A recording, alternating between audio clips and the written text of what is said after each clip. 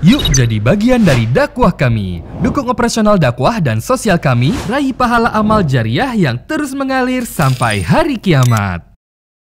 Assalamualaikum warahmatullahi wabarakatuh. Alhamdulillah, selalu saja lisan kita memuji Allah subhanahu wa ta'ala sebagaimana ia memerintahkan kita untuk selalu memujinya. Dan puji-pujian ini dianggap kalimat syukur kepada Allah yang menyebabkan semua nikmat akan terus melimpah kepada kita. Dan puncaknya kita akan dibalas dengan surga di akhirat sana. Oleh karena itu jadilah orang yang selalu membasahi lidah dan bibirnya dengan kalimat Alhamdulillah. Selanjutnya kita panjatkan salam hormat kita kepada utusan Allah Nabi besar Muhammad sallallahu alaihi wa ala alihi wa sahbihi wasallam, sebagaimana Allah telah memerintahkan kita untuk mengucapkan salam hormat tersebut. Pada kesempatan ini insyaallah kita akan melanjutkan tema kita dari awal kita datang haji, sebab-sebab kebahagiaan. Seingat saya kita sudah sempat membahas 2 sebab kebahagiaan dan kita akan masuk insyaallah sebab ketiga pada kesempatan ini.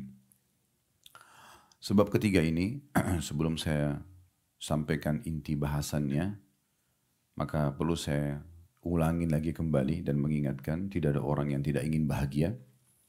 Dan kebahagiaan itu sangat luas maknanya. Bisa kalau seseorang sedang mendapatkan nikmat, maka itu adalah dia berbahagia. Atau seseorang selamat dari permasalahan yang sedang dia hadapi. Itu juga kebahagiaan. Jadi kebahagiaan ini sangat luas. Namun dalam Islam dibatasi kebahagiaan tersebut pada hal-hal yang dibolehkan saja dalam agama. Jadi kalau seandainya ada orang merasa bahagia karena dia berzina, karena dia mabuk, karena dia berjudi, ini tidak boleh. Tapi kalau seseorang selama dalam koridor halal dibolehkan, maka boleh seorang mukmin menikmati bahkan mengulang-ulanginya dan seterusnya. Ya, berusaha untuk meningkatkan, mengembangkan. Ya, seperti kita sekarang haji dan umroh misalnya, boleh nggak seseorang itu mengulang-ulanginya karena dia merasa tentram dengan ibadah, itu boleh saja. Atau dia sedang menikmati makan dan minum yang halal, biologis yang halal dan seterusnya. Terus dia ingin mengulang-ulanginya, itu adalah satu hal yang positif saja. Selama koridornya halal dan thayyib. Maka ini poin yang harus digarisbawahi dulu. Nah, kebahagiaan-kebahagiaan ini disusun cukup banyak oleh para ulama dan sudah kita sebutkan 2 hal pada pertemuan yang sebelumnya. Dan kali ini insya Allah sumber kebahagiaan atau sebab yang ketiga, masalah menuntut ilmu agama. Mungkin teman-teman mengatakan, oh kami sudah tahu menuntut ilmu agama itu. Tetapi masalahnya masih banyak orang yang membatasi diri dalam menuntut ilmu itu. Seperti misalnya dia menuntut ilmu kapan dia ada waktu. Padahal sebenarnya ini keliru. Menuntut ilmu itu harus ada waktu. Tidak boleh kita mengatakan, oh nanti saya lowong. Saya bisanya hari Jumat aja, hari Rabu aja, seminggu sekali. Gak bisa. Kita harus memang melowongkan waktu untuk itu. Kalau perlu, menuntut ilmu ini adalah skala prioritas dalam hidup kita. Itu memang pondasi dasar dalam agama. Jadi dalam menuntut ilmu ini, kita harus menjadikannya sebagai skala prioritas. Dan harus ada waktu. Tidak bisa kapan ada waktu. Tidak akan ketemu. Bapak Ibu tidak akan pernah menjadi seorang yang alim, seorang yang sangat dekat dengan Allah. Sebagaimana Allah berfirman, innama yakhshallah min ibadil ulama. Sesungguhnya orang-orang yang mengenal Allah dan tunduk kepadanya adalah para ulama. Kita tidak mungkin sampai ke level itu kalau kita nuntut ilmunya kapan bisa. Harus bisa. Nah, itu prinsipnya. Dan saya selalu berbagi dengan jemaah di pengajian. Dalam menuntut ilmu ini, buat satu prinsip hidup, tidak ada hari tanpa ilmu. Harus setiap hari Bapak Ibu dengarin pengajian begini. Harus, paksakan. Jangan seminggu sekali, jangan apalagi sebulan sekali. Ada orang cuma andarin khutbah Jumat saja. Itu pun khutbahnya tidur lagi. Jadi nggak mungkin. Jadi kita tidak akan sampai pada level di mana kita lebih merasa dekat dengan Allah, merasa takut dengan Allah. Tauhidnya itu sangat kuat. Terutama pada saat ya, gelombang ujian lagi datang. Itu butuh keimanan yang luar biasa. Itu tidak bisa kecuali ditopang dengan ilmu. Ilmu kalau baik, banyak, kita kaya dengan ilmu, akan mendatangkan iman. Iman ini akan selalu ya, bertambah, makin kuat dengan praktek. Yang dipraktekin ilmunya. Ilmu dulu akan datangkan iman. Iman ini akan terus bertambah, akan terus menjadi pemandu hidup kita dengan kita praktek ilmu agama itu. Kita praktek ilmu agama itu. Dan ini tahapannya. Teman-teman sekalian, renungi baik-baik. Kalau ilmu ini, ilmu agama, lebih kita butuhkan daripada makanan pada saat kita lapar. Minuman pada saat kita haus. Obat pada saat kita sakit. Tempat tidur pada saat kita sedang capek. Karena agama ini, ilmu agama akan memandu kita. Mana makanan, mana minuman, mana obat, mana tempat tidur. Yang boleh dan tidak boleh. Itu kedudukan ilmu agama. Jadi dia seperti ibaratnya kalau saya sering bahasakan di pengajian itu kayak bodyguard kita. Kita kalau punya ilmu agama kita jadi tahu. Dia kayak berbicara dengan kita. Kapan kita mau interaksi dengan seseorang, mau membuka peluang pekerjaan, mau apa saja, maka ilmu agama akan datang mengatakan, oh itu nggak boleh, oh ini boleh. Dan orang akan sangat kaya dalam dirinya sendiri kalau dia punya ilmu agama yang banyak. Jadi harus paham baik-baik kalau ilmu ini kita yang butuh padanya. Ilmu tidak akan datang dengan sendirinya. Tidak ada orang lahir dalam kondisi paham, tidak mungkin. Selama Bapak Ibu tidak sengaja mencarinya, tidak akan dapat. Setiap hari aja kita belajar, belum tentu cukup. Imam Nawawi rahimahullah itu belajar 13 kitab di 13 guru setiap hari. Jadi seperti Bapak Ibu duduk pengajian begini, maka Imam Nawawi punya 13 guru dengan 13 kitab yang berbeda setiap hari. Umurnya belum sampai 40 tahun sudah punya karya yang mendunia sampai sekarang. Beliau meninggal sebelum 40 tahun. Tapi tidak ada yang tidak kenal namanya. Semua harinya ilmu. Dan para ulama sudah mengatakan tinta-tinta penahnya para ulama itu lebih afdal daripada darahnya syuhada. Seorang alim itu dia bisa menyabarkan 1000 orang miskin dengan ilmunya. Seorang alim bisa memotivasi 1000 mujahid untuk menumpahkan darahnya. Seorang alim bisa meluruskan 1000 pemimpin agar berlaku adil dengan ilmunya. Seorang alim bisa membuat orang miskin menerima keadaannya sehingga mereka bersabar. Orang kaya menerima keadaannya dan bisa bersyukur. Oke, kita kembali ke masalah penahnya seorang alim itu lebih baik daripada darahnya para syuhada. Karena saya bilang tadi, kalau seorang alim, satu orang alim bisa menyabarkan 1000 orang susah, 1000 orang miskin. Bisa membuat 1000 orang kaya bersyukur. Bisa membuat 1000 mujahid siap menumpahkan darah mereka. Nah. Kemudian juga banyak bisa membuat 1000 pemimpin berlaku adil. Bisa mengubah, ilmu agama itu bisa mengubah orang penakut jadi pemberani. Bisa mengubah pengecut jadi pemberani. Bisa mengubah orang pelit menjadi dermawan. Ilmu agama ini luar biasa. Manfaatnya sangat besar. Makanya Ali radhiyallahu anhu mengatakan, ilmu itu beda dengan harta.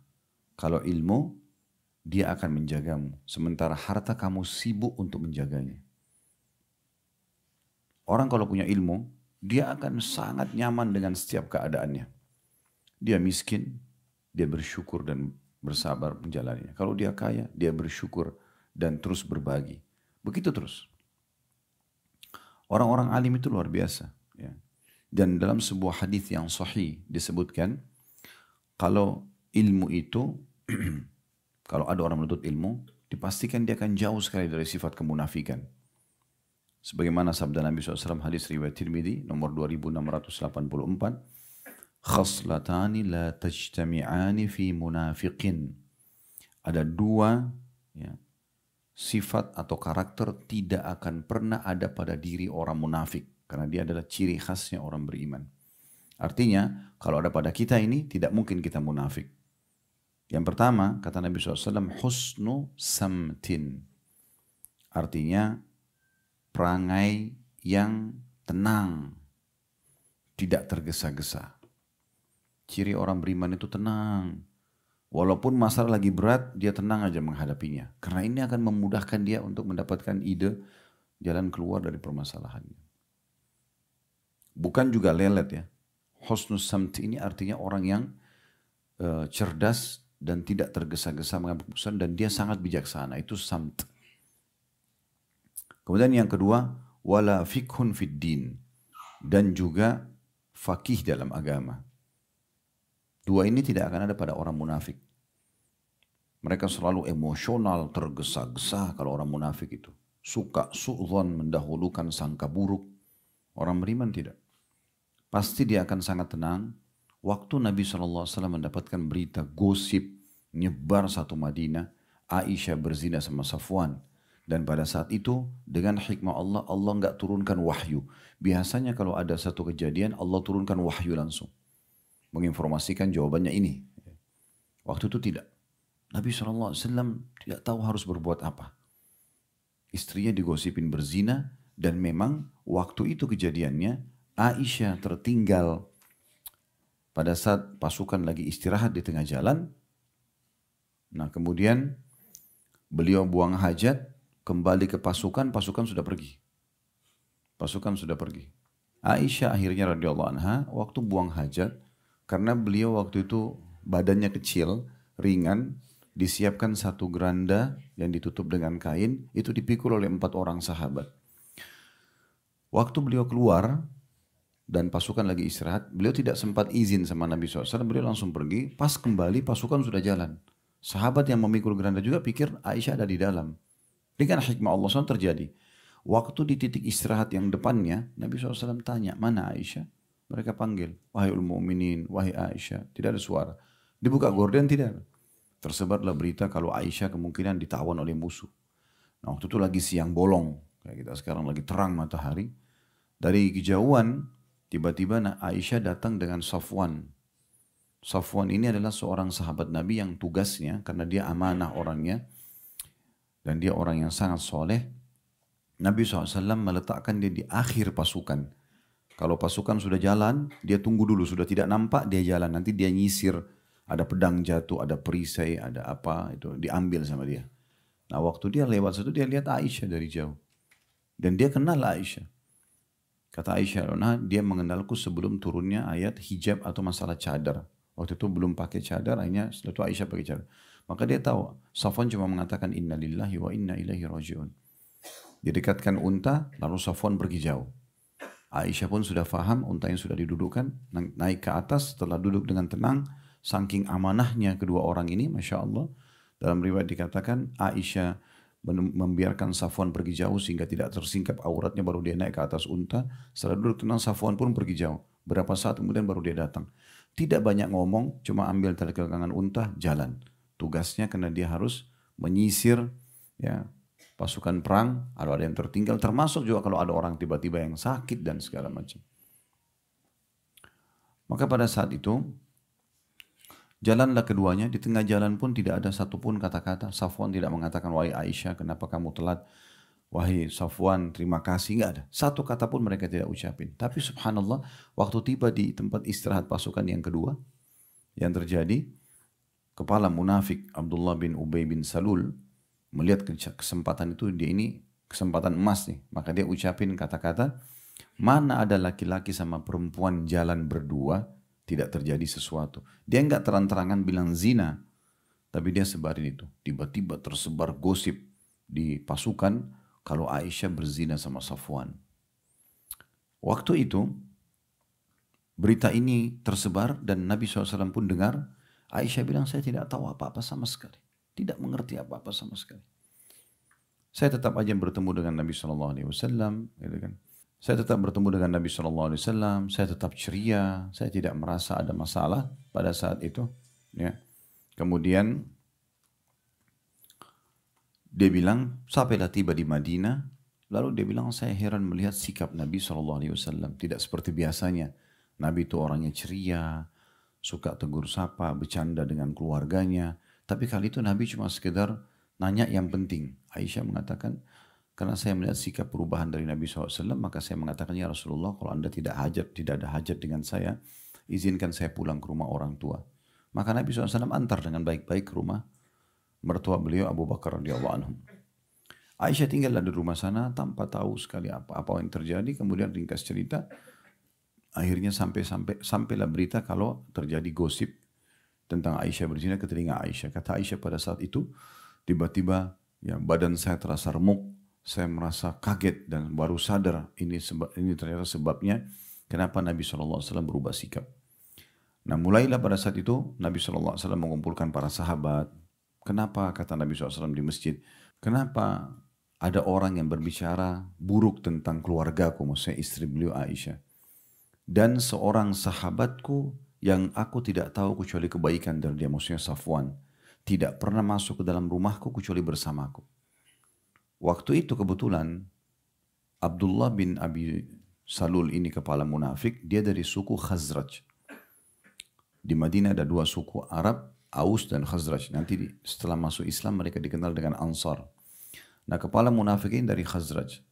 Tiba-tiba orang dari suku yang kedua Aus berdiri mengatakan, ya Rasulullah, kami tahu siapa yang Anda maksudkan. Maksudnya si Abdullah bin Abi Salul. Izinkan kami untuk menghukumnya. Mau suruh penggal lehernya kami bunuh nih. Gosip nggak benar. Tapi udah memanas dan waktu itu wahyu turun. Wahyu tidak turun, terputus wahyu beberapa waktu. Yang terjadi adalah Nabi SAW melihat pertikaian. Begitu orang Khazraj mendengar kalau orang Aus ya, menyalahkan Khazraj, maka dia satu orang Khazraj berdiri mengatakan, sungguh kami tahu siapa yang kau maksudkan. Ya, kalau engkau menilai orang itu karena dari suku kami, maka kami pun memerangi, maksudnya memusuhimu. Terjadi ribut antara sahabat. Maka Nabi SAW berhentikan. Tidak tahu harus buat apa. Tapi waktu itu luar biasa. Kita bayangkan, saya kalau menceritakan kisah seperti ini, saya coba masuk dan menyelami ini. Bagaimana kalau saya ini yang terjadi? Pada saat itu di kota Madinah, Nabi sebagai raja, Nabi sebagai pembawa ilmu agama, digosipin istrinya berzina. Dan di wahyu terputus, nggak ada informasi. Gimana caranya? Tapi disitulah sifat samt Nabi SAW. Tenang, bijaksana. Ya. Tidak buru-buru mengambil keputusan. Sampai Nabi SAW masih datang ke rumah Abu Bakar, lalu berkata kepada Aisyah dengan sangat tenang, wahai Aisyah, kalau seandainya betul kamu lakukan, kalau seandainya kau tidak melakukannya, pastikan Allah akan menolongmu. Tapi kalau kau melakukan, mohon ampun dan istighfarlah kepada Allah. Ini bayangkan nih, kalau kita sudah terima gosip tentang istri kita selingkuh, fakta lapangannya sepertinya arahnya ke situ, terus masih bisa kita membahasakan, kalau kau tidak melakukannya, pasti Allah akan tolong kamu. Tapi kalau kau melakukannya, bertobat dan beristighfarlah. Bukan marah-marah, bukan langsung menceraikan, tidak tergesa-gesa. Maka pada saat itu pun, ya, Aisyah balik ke arah ayahnya, karena dia merasa orang semua sedang gosipin dia, bagaimana terpukulnya jiwa beliau. Mungkin ibu-ibu bisa bayangkan bagaimana kalau di kondisi Aisyah, satu kota semua kita itu gosipin kalau kita berzina, ya kan? Dan Nabi SAW pun tidak menerima wahyu. Akhirnya pada saat Nabi bilang, kalau kau melakukannya beristighfar dan bertobatlah, dia merasa suaminya pun akhirnya sempat ragu. Lalu dia balik kepada ayahnya sambil mengatakan, wahai ayahku, jawablah Rasulullah SAW. Dia kaget atau Abu Bakar mengatakan, wahai anakku, aku tidak tahu harus bilang apa. Aku juga tidak bisa bilang, kalau kau paling seperti Nabi. Kalau kau tidak lakukan, Allah akan tolong. Tapi kalau kau lakukan, bertobatlah. Aisyah tambah terpukul, makin merasa sendiri. Maka kemudian dia balik ke ibunya, dia mengatakan, wahai ibuku, jawablah Rasulullah SAW. Seakan-akan dia mengatakan, kalian orang tuaku, kalian tahu siapa aku nggak mungkin selingkuh gitu. Tapi ibunya juga mengatakan seperti Abu Bakar. Kayak tidak tahu harus jawab apa. Kalau Rasulullah aja nggak tahu, bagaimana kami gitu. Maka Aisyah pada saat itu karena tidak tahu lalu mengatakan, demi Allah saya tidak akan bertobat karena saya tidak melakukannya. Dan saya hanya mengatakan apa yang dikatakan oleh hamba Allah yang saleh. Maksudnya Nabi Yaqub alaihissalam. Pada saat Nabi Yusuf hilang, beliau mengatakan, innama ashku bathi wa huzni ilallah. Saya mengeluhkan kesedihanku dan permasalahanku hanya kepada Allah.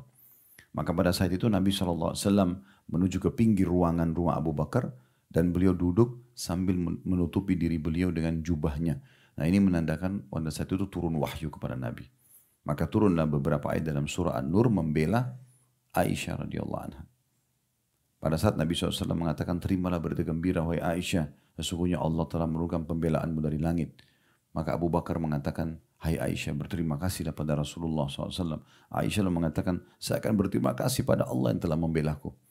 Tapi pada saat itu bagaimana Nabi SAW dengan sangat luar biasa tenangnya dalam menghadapi permasalahan.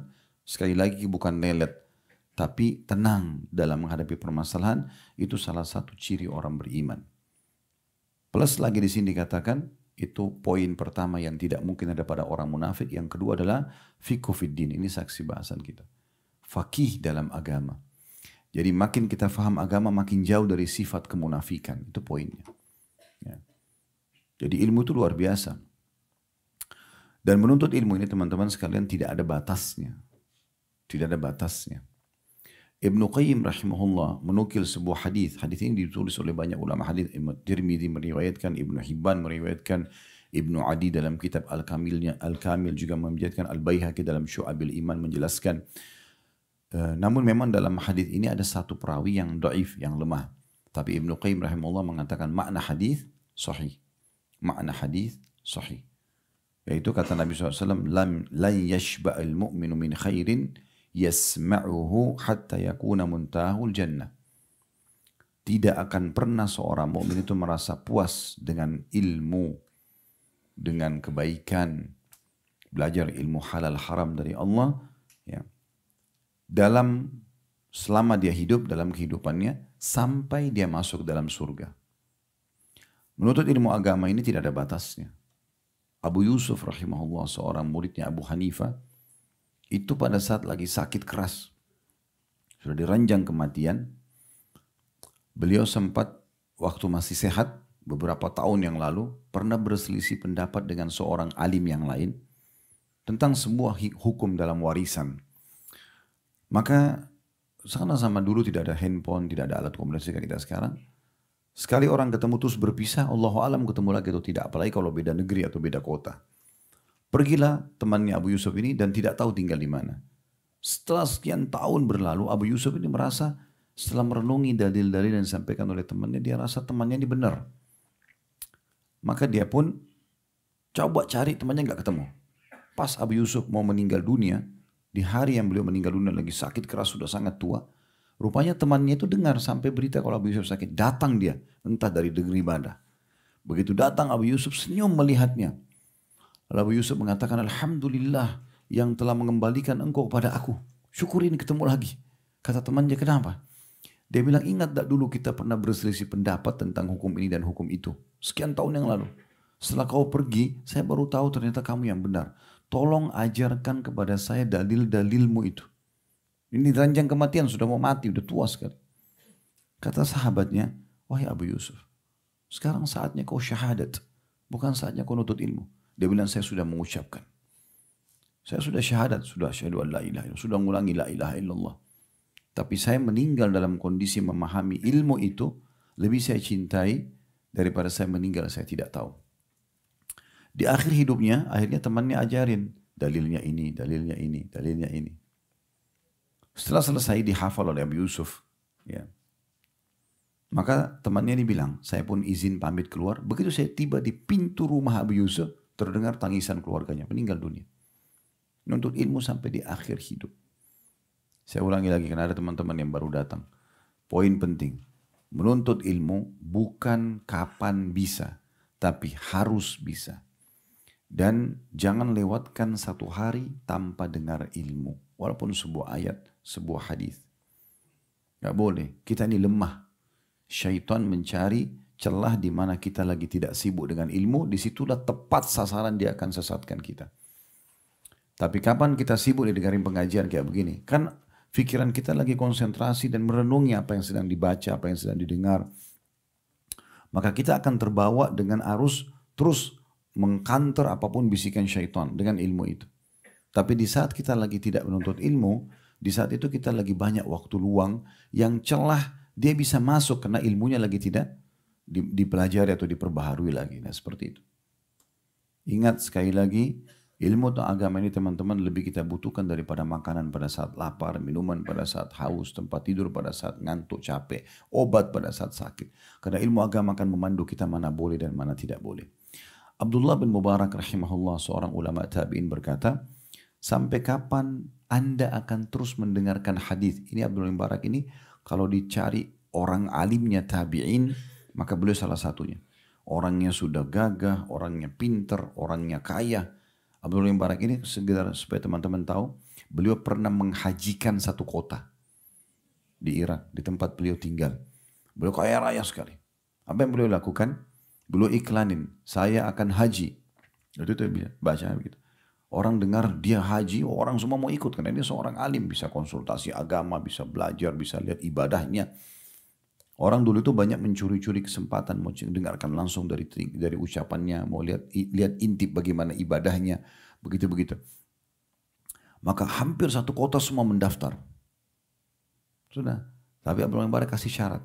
Cuma kalau mau ikut sama saya, jangan bayar dulu. Nanti aja. Nah, ini kisah pribadi beliau. Jangan bayar, tidak usah. Kita berangkat aja dulu. Semua yang mau ikut sama saya, pakai dulu tunggangan saya yang ada. Jadi beliau siapkan unta, beliau siapkan kuda. Sebanyak satu kota ini, ribuan orang. Semua. Dan setiap kuda sama unta, kalau kita sekarang mungkin kendaraan itu penuh dengan perbekalan jalan dari Irak ke Mekah. Itu jaraknya jauh. Bisa hampir 1 bulan perjalanan. Jalanlah mereka. Lalu di tengah jalan, orang-orang pada bilang, wahai Abdullah bin Mubarak, kita sudah lewat setengah jalan nih. Kita butuh untuk memberikan biaya karena kami makan, kami minum. Kata Abdullah bin Mubarak, selama masih ada bekal jangan dulu ganggu perjalanan kita. Jalan saja. Jalan saja. Jalan sampai ke Mekah. Begitu tiba di Mekah, pada saat melaksanakan ibadah haji, jemaahnya bilang lagi, wahai Abdullah bin Mubarak, kami mau bayar nih. Kata Abdullah bin Mubarak, ya, jangan dulu.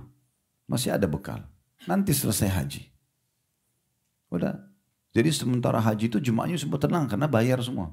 Akan bayar gitu. Makan, minum, pokoknya segala macam tendanya semua dibayarin sama dia. Disiapin sama Abdullah bin Mubarak. Selesai haji, mereka semua pada datang. Ini sudah selesai haji. Kami mau bayar. Kata dia, ini kita masih dalam masa haji. Jangan dulu ganggu sekarang. Nanti tiba di Irak. Pulang di Irak pun semua dibiayai sama dia. Begitu pulang di Irak mereka mau bayar. Abdullah bin Mubarak mengatakan Allah sudah membayarkan buat kalian. Tapi memang beliau kaya banget nih. Luar biasa kaya raya dan ilmunya luar biasa. Tidak cukup di situ. Seorang alim itu subhanallah. Makin dalam ilmu kita teman-teman sekalian. Kita makin ingin sempurna di semua titik. Jadi tapi yang benar gitu. Kayak misalnya dia akan menjaga penampilannya. Dia akan jaga transaksinya, kekayaannya, dia akan jaga keluarganya, ingin semua perfect di semua poin-poin itu. Tidak mau luput begitu saja. Abdullah bin Mubarak ini selain tampan, beliau juga sukses di bisnisnya, beliau juga sangat alim dalam ilmu agama jadi rujukan muslimin di Irak pada saat itu. Beliau juga orang yang sangat pemberani dalam medan perang. Sampai disebutkan dalam satu kisah beliau kalau ikut berperang selalu pakai imamah ditutup mukanya. Alisnya pun ditutup, jadi orang tidak tahu siapa dia. Pada saat pasukan lagi ngumpul, dia tutup dirinya. Dan dia selalu ada di belakang pasukan. Dia tahu kalau dia buka ini pasti disuruh ke depan. Jadi belakang pasukan. Satu waktu pasukan muslim ketemu sama pasukan Romawi Nasrani di satu titik di wilayah Irak sana. Kemudian ada satu kesatria pasukan Nasrani yang maju dan mengajak duel umat Islam. Semua badannya kekar sekali. Perlengkapan pedangnya luar biasa, dari kepala sampai kaki semuanya besi, kudanya pun lapis besi. Jadi orang yang sudah siap berperang dan memang kesatria. Nantang-nantang Islam, tidak ada umat Islam yang berani maju. Dari belakang pasukan ada satu orang datang, badannya biasa saja, jadi yang menutup mukanya, kemudian maju. Duel, menang. Oh, umat Islam semua takbir, Allahu Akbar, segala macam. Oh semangat, dia nggak banyak bicara. Masuk ke pasukan muslim, masuk ke belakang sekali. Orang Islam yang lainnya berpikir, yang penting kita sudah menang, ada kesatria muslim yang kalahkan ini, selesai. Tapi ada satu dia pada pasukan muslim penasaran. Ini siapa ini orang? Diikutin dari belakang. Begitu orang ini masuk di pasukan paling belakang, kemudian dia berdiri, dia pikir sudah aman, tidak ada orang yang ikutin dia. Dia tidak tahu kalau di belakang dia ini ada satu orang gitu. Nah orang dari belakang ini tiba-tiba loncat, ditarik. Dan tutup mukanya, ternyata dia Abdullah bin Mubarak. Maka Abdullah bin Mubarak menitip pesan, langsung dia mengatakan, oh ternyata Anda, kata orang itu. Dengan suara sedikit diangkat. Kata Abdullah bin Mubarak, tolong tutupi aib saya ini. Dia anggap kalau dia ditahu ini aib bagi dia, menghilangkan pahala. Dia mohon-mohon sama orang itu supaya jangan bilang. Kalau kita kan sekarang malah, oh ini lagi dipuji nih, oh kesempatan. Kalau orang tidak ada ilmunya memang begitu. Kalau ada ilmunya dia nggak pusing dengan pujian. Nah itu contohnya. Nah Abdul Mubarak ini, itu tadi kisah-kisah tambahan sebenarnya. Yang kita yang tidak beratkan masalah menuntut ilmu ini. Abdul Mubarak pernah ditanya, sampai kapan anda terus dengar hadis? Karena beliau terus belajar, sebenarnya sudah alim. Tidak pernah berhenti, setiap hari belajar terus. Maka beliau mengatakan, ilal mamat. Sampai mati. Artinya selama saya hidup, saya nggak akan berhenti dengar hadis. Terus. Kalau bahasa ini teman-teman, kalau saya lebih tekankan lagi, berarti setiap detiknya, selama saya masih hidup, saya akan dengar ilmu terus. Bukan setiap hari, setiap detik ada kesempatan saya akan dengar. Kalau ada aktivitas lain memutus, setelah itu baru tetap kembali ke ilmu lagi. Jadi tadi saya kembali lagi, poin penting. Kalau Bapak Ibu bawa pulang dari pengajian kita ini saja sudah cukup buat saya. Ilmu itu bukan datang sendirian, tapi harus didatangi. Tidak ada orang lahir alim, harus belajar. Dan ilmu itu bukan kapan bisa, tapi harus bisa. Nggak bisa kita hanya sekedar, oh nanti kalau saya lowong. Apalagi tadi saya bilang cuma dengerin khutbah Jumat. Sudah gitu tidur lagi. Ya. Tambah khatibnya juga suaranya kecil. Ya. Baca teks saja, wah ini tambah kemana-mana gitu. Saya kadang-kadang kalau khutbah Jumat di masjid-masjid di Jakarta, di situ sering ditulis, khutbah Jumat di mimbar itu 15 sampai 20 menit. Saya bilang sama pengurus masjidnya, Pak, tolong khusus khutbah saya jangan dibatasi begini. Saya kalau 15-20 menit tahmid sama salawat sama doa habis. Sementara orang-orang yang datang di masjid ini banyak di antara mereka. 90% belum pernah ngaji nih. Mereka sibuk dengan dunianya. Nah, khutbah Jumat itulah kita beri di mereka bekal untuk minimal 1 minggu ke depan. Jumat depan dicas lagi. Kalau cuma datang ngomong sebentar langsung pergi, belum tentu juga berbekas bagi mereka, ini nggak bisa. Berapa lama Ustaz saya minta? Batas saya dengan khutbah pertama, khutbah kedua dengan doa itu 40 menit. Kalau saya dikasih insya Allah 40 menit ini saya bisa lakukan. Oke. Akhirnya setiap khutbah saya alhamdulillah kertas itu diangkat. Ya. Karena kalau itu kan mengganggu besar tulisannya di mimbar itu. Karena teman-teman kalau tidak khutbah tidak tahu, tapi banyak di situ dipasek, diprintkan besar-besar kertas.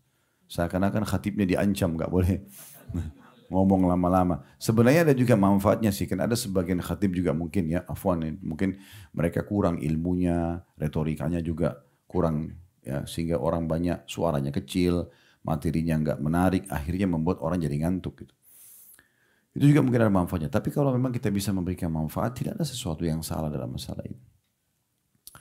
Yang penting teman-teman sekalian itu tadi perkataan ya, Abdullah Mubarak, beliau mengatakan mendengar sampai kapan anda terus dengarkan hadits, kata beliau sampai mati. Selama saya masih hidup saya tidak akan berhenti dengarkan.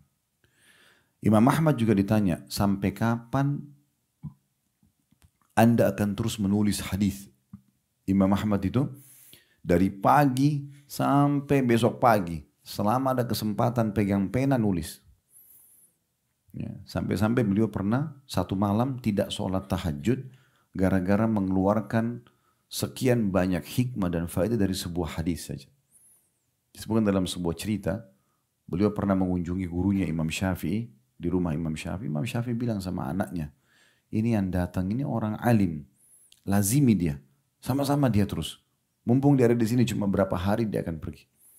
Anak Imam Syafi'i tidur sama Imam Ahmad. Untuk memperhatikan malam ini buat apa aja nih Imam Ahmad ini. Ada 3 hal yang dilihat oleh anaknya Imam Syafi'i, dia jadi tanda tanya.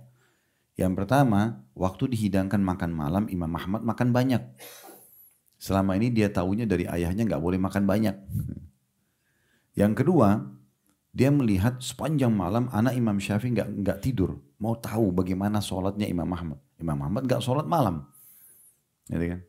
Duduk terus. Dan dia tidak tahu Imam Ahmad lagi buat apa. Cuma dia nggak sholat. Dia langsung ambil kesimpulan Imam Ahmad nggak sholat malam. Kalau seorang alim itu sholat malam nggak ada lagi negosiasinya itu. Nggak mungkin dia tinggalin udah. Sholat malam itu sudah pasti dilakukan. Kemudian yang ketiga itu Imam Ahmad waktu azan subuh ke masjid tidak wudu. Habis sholat subuh anaknya lagi duduk Imam Ahmad sama Imam Syafi'i. Anaknya mengatakan, ayahku Anda mengatakan tamu Anda ini orang alim. Tapi saya melihat 3 hal yang mengganjal pada diri saya. Kata Imam Syafi'i, apa itu? Dia bilang yang pertama, Anda mengajarkan kepada aku untuk tidak makan banyak. Tapi kenapa tamu Anda ini makan banyak semalam? Kemudian yang kedua, saya tidak melihatnya sholat malam. Sementara sholat malam ini bagi orang-orang yang dekat sama Allah, wali Allah ini gak dibahas lagi. Gak ada ceritanya dia lewat satu malam gak tahajud, itu gak mungkin gitu. Kemudian yang ketiga, dia pergi ke masjid sholat subuh gak uduk. Kata Imam Syafi'i kepada Imam Ahmad, anakku butuh jawaban. Kata Imam Ahmad, kalau masalah saya makan, karena saya tahu rezeki Anda halal, maka saya makan lebih banyak daripada yang biasa saya makan. Bukan juga berlebihan, tapi dalam mata pandangan anak Imam Syafi'i itu banyak gitu. Tapi karena ini rezeki halal, maka saya perkuat diri saya dengan makanan halal, tidak ada yang salah. Kata Imam Syafi'i balik ke anaknya, bukankah saya sudah bilang orang ini alim? Yang kedua, tidak sholat malam. Dia bilang semalam suntuk, ini jadi saksi bahasan kita dari kisah. Semalam suntuk saya sedang merenungi faedah-faedah dari sebuah hadis. Hadis ini apa saja sih yang bisa diambil hukum-hukumnya? Itu butuh konsentrasi. Dan saya melihat menuntut ilmu lebih afdal daripada qiyamul lail. Ini luar biasa. Karena menuntut ilmu wajib, qiyamul lail sunnah. Bukan tidur ya. Jangan dibilangi tidur lebih penting daripada. Jadi ini dipertemukan antara sholat malam dengan nuntut ilmu. Maka beliau karena ingin konsentrasi, renungin hadis ini. Karena memang saya pernah subhanallah praktik ini Bapak Ibu sekalian. Kalau kita lagi duduk lihat sebuah hadis, kita coba baca perkataannya. Ada saja hikmah yang muncul gitu. Oh ini faedahnya, oh ini faedahnya, oh ini. Itu butuh konsentrasi. Kita bicara sedikit, alihkan sedikit ke satu kegiatan lain itu susah. Jadi kalau antum lagi duduk di majelis ilmu, itu paling efektif jangan sibuk dengan kegiatan lain. Jangan sibuk dengan makanan, dengan minuman, itu agak sulit. Ya. Karena itu akan memecahkan konsentrasi. Makanya orang kalau nuntut ilmu itu konsentrasi, selesai baru aktivitas yang lain. Supaya betul-betul full konsentrasi dan faedahnya besar. Kemudian yang ketiga, saya semalam suntuk kata Imam Ahmad memang tidak tidur dan tidak batal wudu. Maka untuk apa saya wudu pergi masjid? Wudu masih ada. Ini kan. Nah begitu kalau orang alim itu luar biasa. Hidupnya terpandu dengan ilmu agama. Imam Ahmad juga pernah berkata, aku benar-benar akan terus menuntut ilmu hingga aku masuk ke dalam kubur. Artinya bukan kapan ada kesempatan. Tapi dipaksakan selalu ada kesempatan sampai mati. Belajar terus. Teman-teman sekalian, kami dulu, ini bukan membanggakan, cuma berbagi saja. Saya waktu SMP itu, di Al-Azhar di Kairo, kecil mungkin orang Indonesia waktu itu yang masuk SMP cuma saya sama sepupu saya. Kebanyakan teman-teman sudah masuk, ada yang SMA, ada yang kuliah, lebih banyak kuliah gitu. Kemudian pergi ke Madinah, masuk SMA, lalu S1. Tiap hari nih kita dengarin Allah berfirman, Rasulullah bersabda, pendapat ulama ini tiap hari. Gitu. Sekian tahun belajar. Subhanallah, begitu pulang ke Indonesia, mulai terjun di dakwah, mulai mengajar orang, benar-benar kita merasa ilmu itu belum ada apa-apanya. Oh ternyata kita harus murajaah. Oh ternyata pendapat yang pernah kita dengar itu adalah ada pendapat lain yang menyainginya dan lebih kuat dalilnya. Oh ternyata begini dan begitu. Jadi sampai hari ini pun saya terus belajar. Sampai pernah anak saya tanya, saya dipanggil abati belajar. Saya sambil baca kitab gitu, sambil nulisin. Iya nak, kan abati sudah pintar. Kata anak saya. Umurnya 8 tahun ini. Oh, kayaknya sudah pintar. Enggak ada bahasa orang pintar. Dan menuntut ilmu itu harus terus. Kalau kita sudah tahu, kita cari yang belum kita tahu. Masih banyak gitu. Jadi jangan sampai kita merasa, oh sudah belajar, sudah cukup. Apalagi sekali tadi. Cuma seminggu sekali. Terus merasa dirinya sudah alim. Apalagi mau berfatwa. Nggak apa-apa ini, melakukan saja. Padahal salah. Sedangkan orang sudah belajar saja bisa saja salah. Kalau teman-teman lihat dalam madhab 4 yang kita tahu di tengah-tengah umat Islam ada madhab Imam Malik, Imam Abu Hanifah, dikenal dengan Hanafiyah. Ini sekarang mayoritasnya daerah India, ya. Saya lihat juga karena di daerah Jepang sama Korea kami pernah diundang ke sana. Karena banyak orang-orang kita dari Pakistan, India yang pegang masjid-masjid di sana, maka mereka bermadzhab Hanafi juga. Kemudian ada Malikiyah, ini biasanya di Afrika. Imam Malik yang dulu di kota Madinah. Terus ada Imam Syafi'i, ini di Mesir beliau meninggal, dan kita Asia Tenggara kebanyakan Syafi'i. Dan ada Imam Ahmad, ini lebih banyak di Timur Tengah. Terutama kayak di Saudi begini itu mazhab Imam Ahmad. Nah, 4 imam ini saja teman-teman sekalian, mereka sudah ulama. Tahu nggak untuk menjadi imam mazhab itu harus menghafal 500.000 hadis minimal. Tidak boleh salah sanadnya sama matannya. Sanad itu begini, Fulan bin Fulan bin Fulan bin Fulan, sahabat Nabi Rasulullah. Itu harus benar nama-namanya. Harus tahu siapa saja ini supaya hadisnya sahih atau tidak. Terus matan isi hadisnya. 500.000 hadis. Ya, begitu selain daripada hafal Quran 30 juz, hafal dengan macam-macam. Bidang fikih juga dikuasai. Ya, sekarang ada cabang-cabang banyak, ada usul fikih, ada ilmu hadis, ada mustalah hadisnya, banyak cabang-cabangnya ilmu agama itu. Jadi harus betul-betul bisa menguasai banyak hal gitu ya. Itu baru bisa diistilahkan dengan orang itu mungkin alim atau yang ya semisalnya atau mendekati itu. Ini perlu untuk digarisbawahi teman-teman.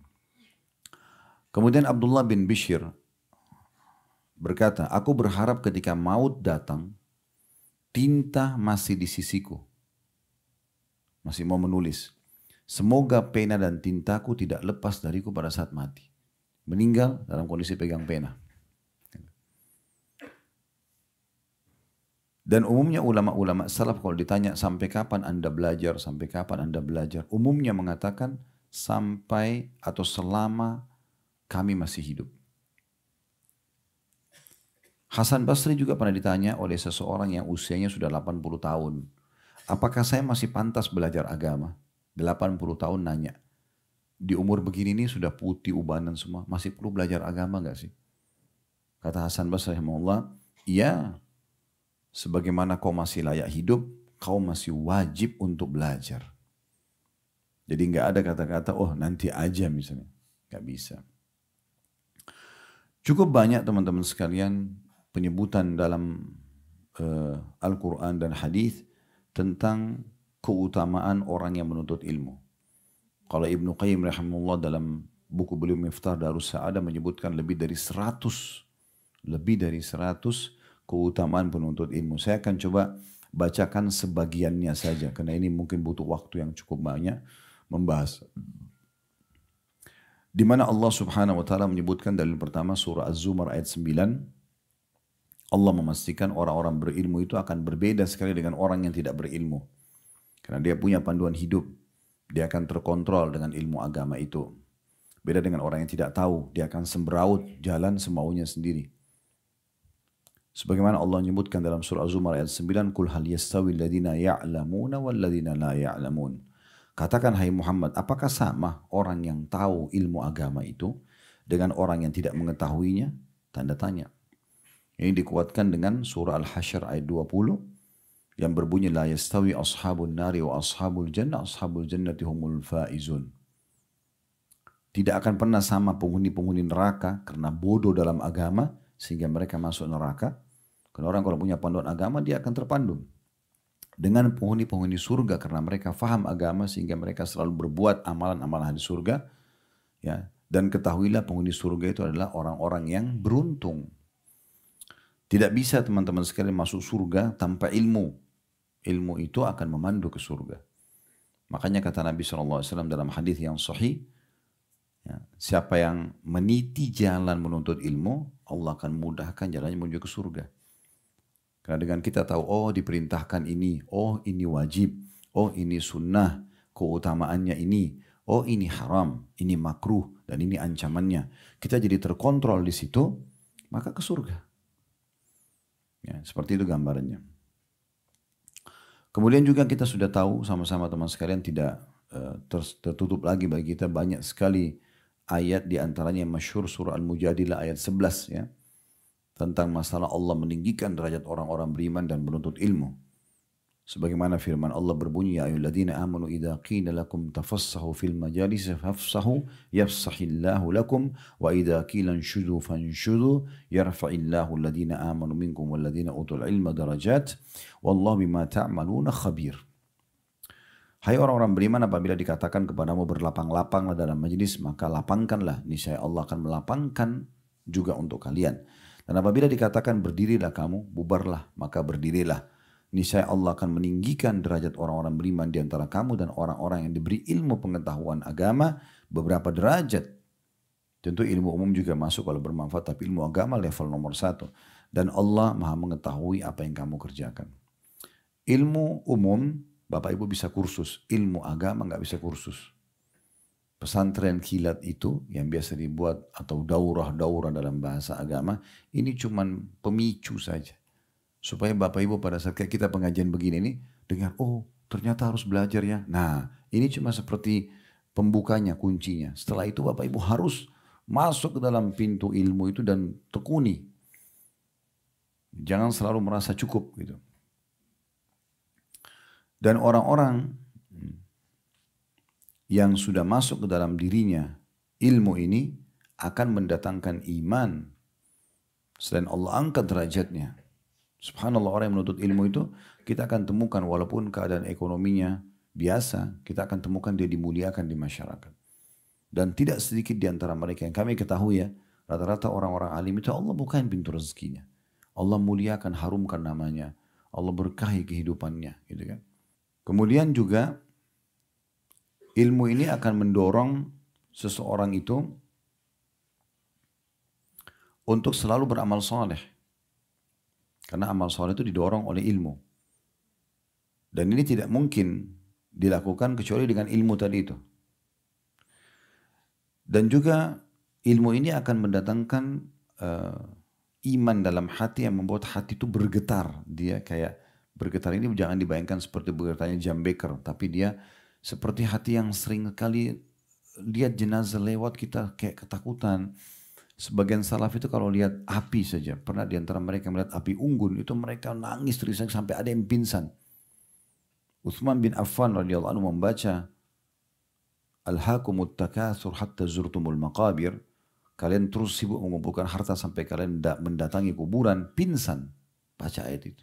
Maka kita biasa baca itu tuh tidak apa-apa, tapi beliau pingsan. Sampai istrinya ketakutan, panggil semua sahabat Nabi. Dipercikin air, dibangunkan sampai beliau bangun. Lalu kemudian orang-orang tanya, ada apa dengan anda? Dia bilang, saya baru baca ayat tentang kuburan. Orang semua kaget. Bahasa sahabat pada saat itu, ya Utsman, ya, apakah kamu takut? Wa anta ant. Bahasa Arab itu kalau wa anta ant itu seperti, siapa kamu ini? Masa masih takut tentang kuburan? Nabi sudah bilang, Utsman di surga. Ada jaminan. Anak mantu Nabi, orang sahabat yang paling banyak berinfak, gitu kan. Ada jaminan surga buat beliau, ikut jihad-jihad Nabi SAW, termasuk orang-orang yang pertama masuk Islam di Mekah, orang yang hijrah ke Madinah. Oh, keutamanya luar biasa, terlalu banyak. Sempat menjadi raja muslimin, menyebarkan keadilan. Maka dikatakan oleh orang-orang, wa anta ant, apakah kamu takut sementara kamu ini siapa gitu? Maka Utsman bin Affan mengucapkan statement yang menarik gitu. Beliau mengatakan Rasulullah SAW menjamin untukku surga di sana. Tapi belum ada jaminan untukku tentang kuburan. Mungkin aku disiksa dulu di kuburan baru aku masuk surga mungkin. Kenapa aku tidak mohon sama Allah agar diselamatkan dulu? Begitu. Jadi kepekaan itu akan muncul. Itulah yang Allah gambarkan dalam surah Al-Anfal ayat 2 sampai ayat 4. Yang bunyinya innamal mu'minuna alladhina idza dzukirallahu wajilat qulubuhum wa idza tuliyat alaihim ayatuhu zadatuhum imana wa ala rabbihim yatawakkalun alladhina yuqimuna as-salata wa mimma razaqnahum yunfikun ulaika humul mu'minuna haqqan lahum darajatun inda rabbihim wa maghfiratun wa rizqun karim. Yang artinya sungguhnya orang-orang beriman itu ialah mereka yang bila disebut nama Allah gemetarlah hati mereka. Ini digarisbawahi. Gemetarnya hati itu karena ilmunya. Iman yang muncul karena ilmu. Ya, itu pengaruhnya besar sekali. Dan apabila dibacakan ayat-ayat Allah, bertambahlah iman mereka. Dan hanya kepada Tuhan mereka lah mereka bertawakal. Yaitu orang-orang yang sibuk mendirikan sholat, menafkahkan sebagian dari rezeki yang kami berikan kepada mereka. Itulah orang-orang yang beriman dengan sebenar-benarnya. Mereka akan memperoleh beberapa derajat yang tinggi di sisi Tuhan mereka, juga ampunan serta rezeki yang mulia. Nah, jadi dia akan mendatangkan seperti itu. Kemudian juga, sebagaimana tadi saya bahasakan di awal, ada sempat saya singgung firman Allah SWT surah Fatir ayat 28. Orang-orang yang mengenal Tuhannya, orang-orang yang tunduk pada peraturan-peraturan Allah, yang halal mereka nikmati, yang diperintahkan wajib dan sunnah mereka kerjakan, yang dilarang haram dan makruh mereka tinggalkan, itu adalah orang-orang yang berilmu. Sehingga hidupnya selalu sibuk dari halal ke halal dan selalu menjauhi haram ke haram yang lainnya. Dan orang makin tinggi ilmunya, maka makin tidak memilah mana yang wajib, mana yang sunnah. Maksudnya dalam mengerjakan. Kita akan temukan mereka maksimal di yang wajib, maksimal di yang sunnah. Begitu juga mereka tidak memilah lagi dalam meninggalkan mana yang haram, mana yang makruh. Jadi jangankan yang haram, makruh pun mereka tidak mau sentuh. Makruh pun mereka tidak perlu sentuh. Dan begitu juga dengan hal yang syubhat, ragu-ragu, mereka tidak akan pernah melakukannya. Yang dinukil sebuah riwayat kita mulai dari baginda Nabi SAW, beliau pernah masuk ke rumahnya lalu makan kurma. Ada tergeletak dekat telanjang makan kurma. Semalam suntuk Nabi gelisah, gak bisa tidur. Ditanya oleh istrinya, ada apa ya Rasulullah? Tidak seperti ini biasanya. Dia mengatakan, tadi saya temukan sebelum tidur, ada sebutir kurma tergeletak dekat ranjang. Lalu saya memakannya. Tapi tiba-tiba saya teringat, di rumah kita ini lagi ada kurma sedekah dititipin. Saya khawatir itu adalah titipan sedekah yang saya makan. Sehingga tidak halal buat saya. Semalaman Nabi SAW gelisah gara-gara satu butir kurma. Berapa banyak orang yang tidak peduli dengan masalah ini. Dia makan, dia minum, punya orang. Ya, atau diambil dari hak orang lain. Maka akhirnya jadi haram di tubuhnya. Allah berfirman dalam surah Fatir ayat 28, Innama yakhshallaha min ibadihil ulama. Innallaha azizun hakim. Innallaha azizun ghafur. Ya. Artinya sungguhnya yang takut kepada Allah, yang tunduk dan sibuk mengerjakan perintah meninggalkan larangan Allah adalah di antara hamba-hambanya adalah ulama atau hanyalah ulama. Sesungguhnya Allah Maha Perkasa lagi Maha Pengampun. Jadi memang hanya mereka saja yang betul-betul tunduk kepada Allah Subhanahu wa taala. Ibnu Mas'ud berkata radhiyallahu anhu menanggapi ayat ini, kafa bi khasyatillahi ilma. Ini kalimat dalam sekali. Kata beliau, rasa takut kepada Allah Ta'ala sudah cukup dikatakan sebagai sebuah ilmu. Artinya tidak mungkin muncul rasa takut kepada Allah kecuali orang yang punya ilmu. Wa kafa bil iktirari billahi jahla. Dan cukuplah dan anggapan bahwa Allah tidak mengetahui perbuatan seseorang sudah cukup dikatakan kebodohan. Dinukil dari statement atau bukunya Ibnu Mubarak dalam kitab Zuhd. Kemudian teman-teman sekalian juga dalam firman Allah SWT yang lain surah Al-Baqarah 269 Allah Subhanahu wa taala memastikan kalau ada orang yang diberikan ilmu agama dia diberikan bahasa lainnya hikmah. Dan ini kalau orang mendapatkan Bapak Ibu sekalian, Bapak Ibu bisa duduk di majelis ilmu seperti ini, dengarin, renungin, amalkan, itu berarti Allah sedang menginginkan kebaikan buat kita. Dan itu berarti pemberian yang sangat mahal. Bapak Ibu bisa dengar sebuah hadis, bisa dengar sebuah ayat dan faham itu lebih mahal daripada dunia dan seluruh isinya. Itu mahal sekali. Karena kalau Allah tidak ingin kita mendengarkan ilmu itu, Allah tidak akan buat kita dengar. Allah akan buat kita beralihkan. Tidak tertarik untuk mengerjakan ibadat, untuk ilmu.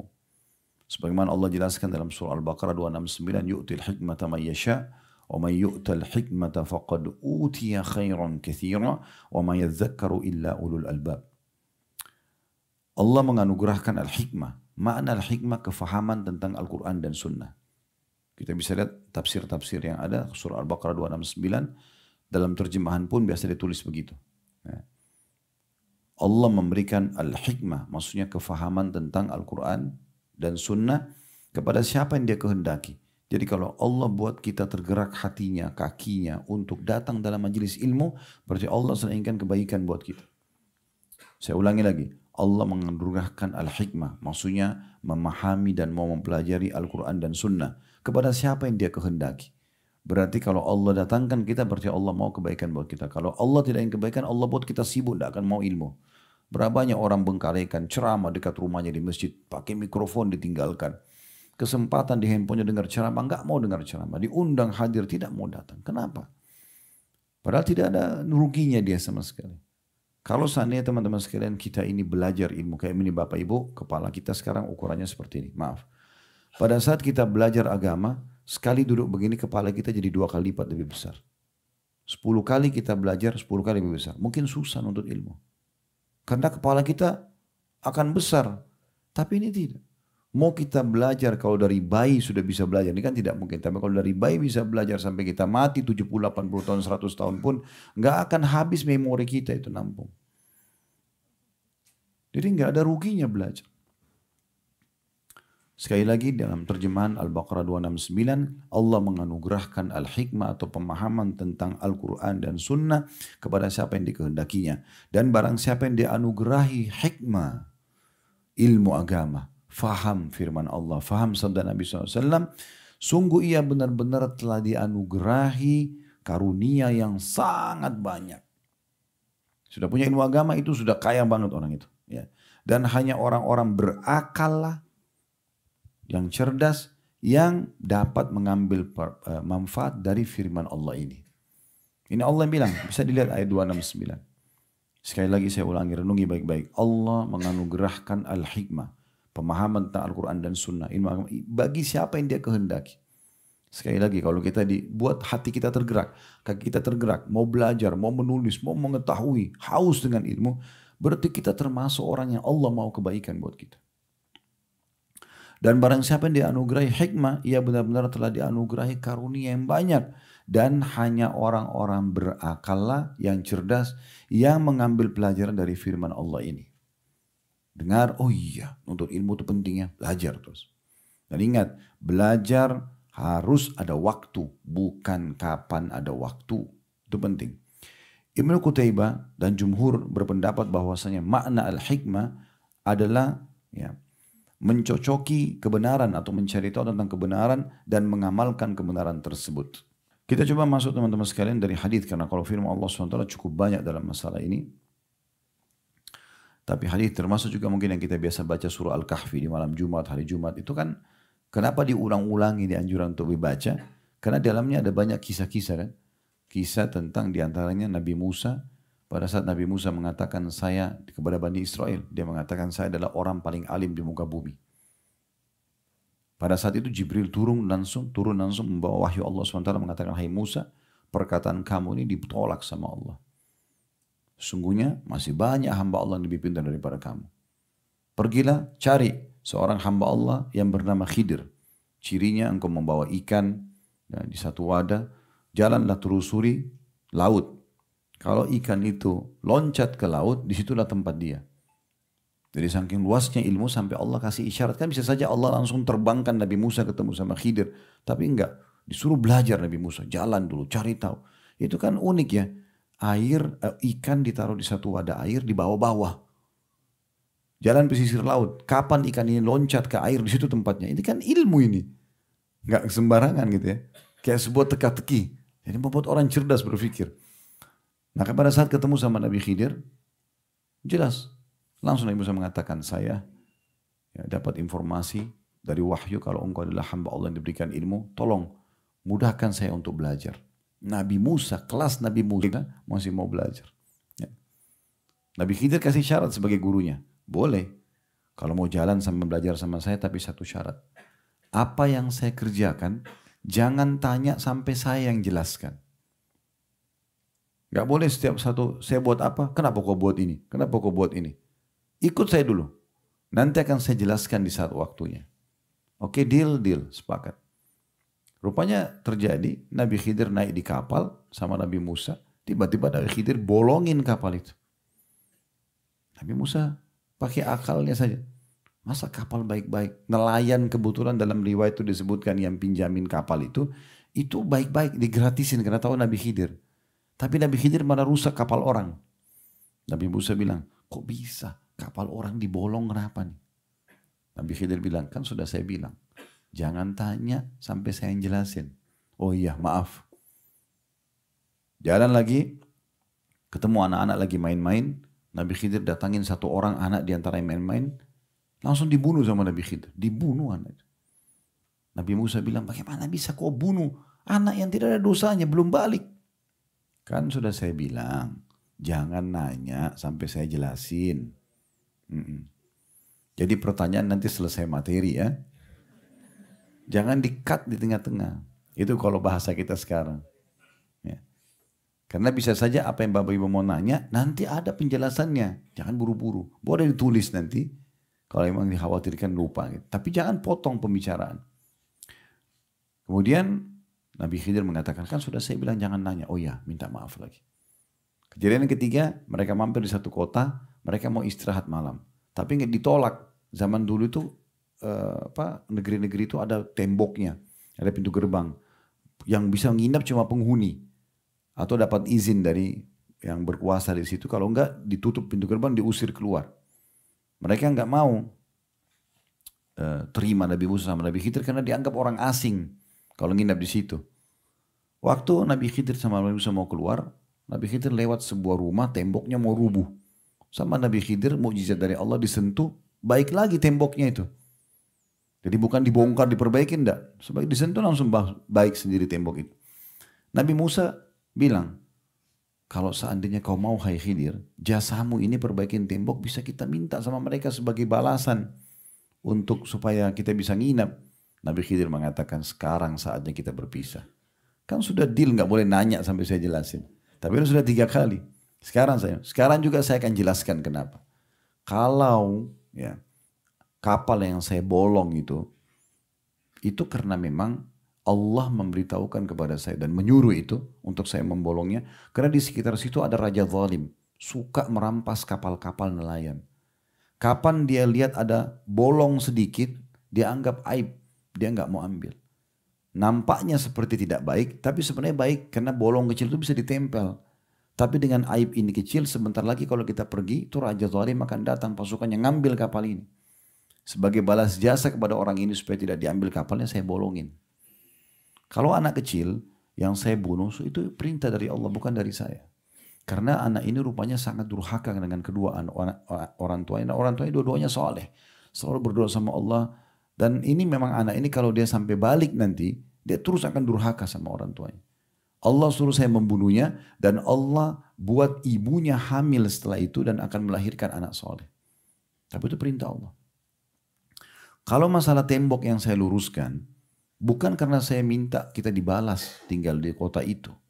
Tapi memang informasi dari Allah, dinding itu dibuat oleh ayah 2 anak yatim yang ada tinggal di rumah. Di dalam tembok itu ada rumah, ada 2 anak yatim. Anak yatim ini berarti belum balik ya. Kalau sudah balik tidak dikatakan yatim lagi. Jadi jangan nenek-nenek kakek-kakek ngaku yatim.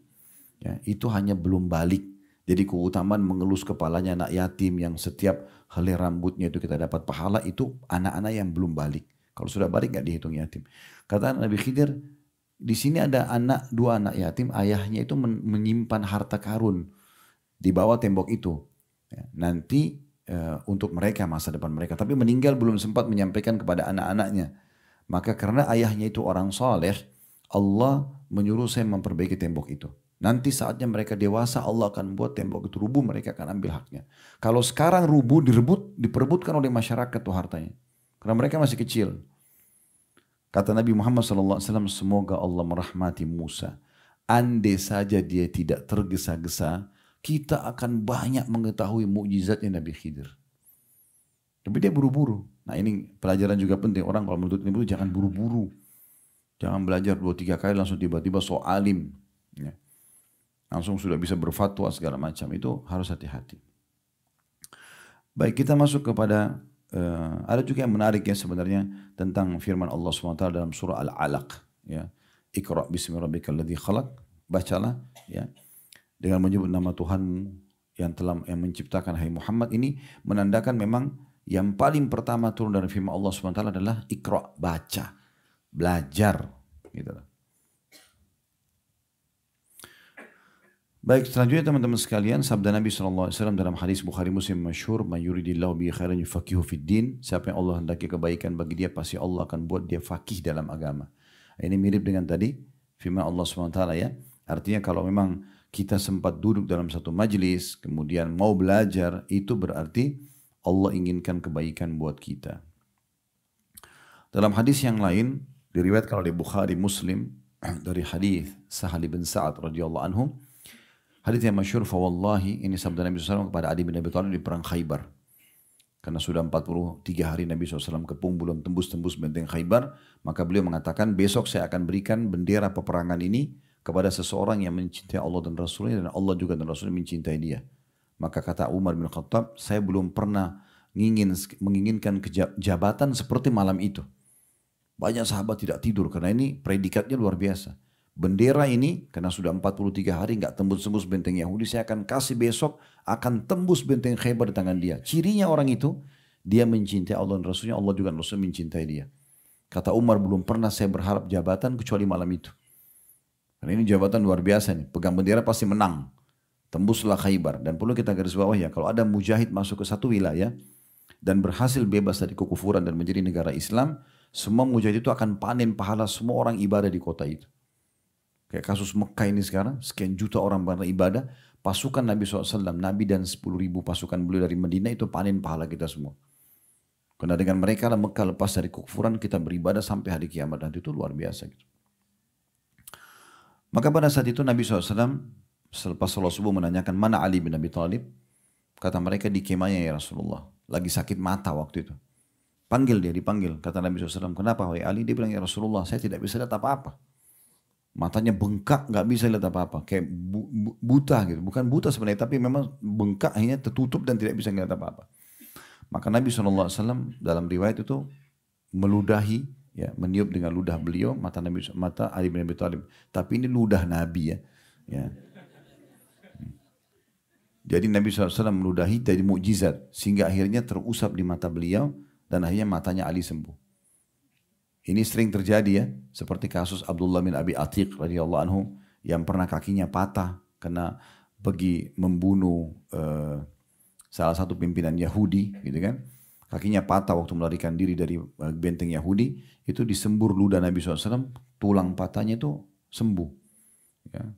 Dan banyak kisah-kisah mujizat Nabi SAW seperti ada sahabat yang matanya keluar, dimasukkan kembali oleh Nabi sembuh dan seterusnya. Nah itu seperti itu. Yang jelas waktu itu Ali bin Abi Thalib, Nabi SAW nasihatkan, hai Ali, majulah dengan tenang. Tawarkan mereka Islam. Kalau mereka nolak, tawarkan mereka jizyah upeti. Kalau mereka nolak, tawarkan mereka, baru perangi mereka. Tapi ketahuilah kata Nabi SAW, fawallahi la iyyuhda bika rajulun wahidun khairun laka min humurin ni'am.